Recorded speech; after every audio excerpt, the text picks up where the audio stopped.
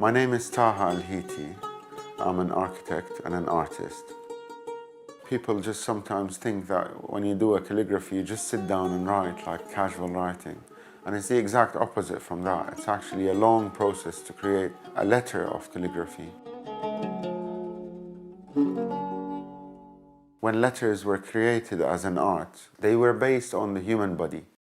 The letter would have a chest, the letter would have a lower part of the body, the letter would have a neck. So you can see, for example, the alif, which is the first letter equivalent to the A in Latin. The alif in Arabic is exactly the human posture. It has the chest and the spine, which is leaning slightly forward, and it has the head of the letter. The spine or the backbone of Islam is the Quran, which is the holy book.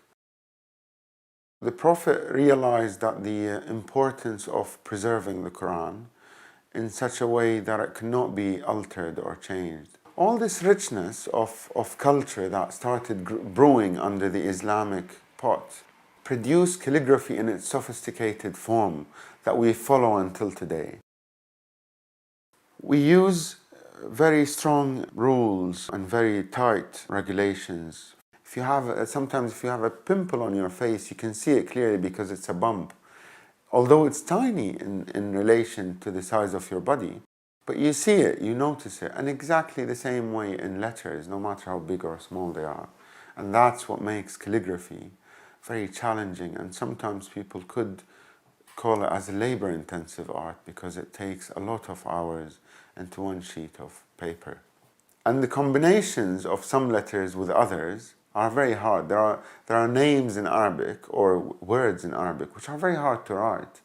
There are long words in Arabic which I was writing recently, and the problem with the word is that it's such a long word that it eats half of my composition. So half of my composition is eaten by one word, and I have 7 other words to fit in. It's just like trying to get 2 people who don't get on, trying to get them to sit and talk. And sometimes it's very hard because each one snaps from a different angle, and you have to, it's like diplomacy, you have to work them out.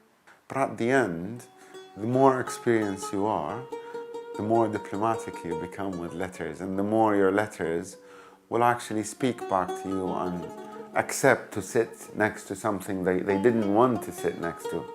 So I think that's the skill of the calligrapher.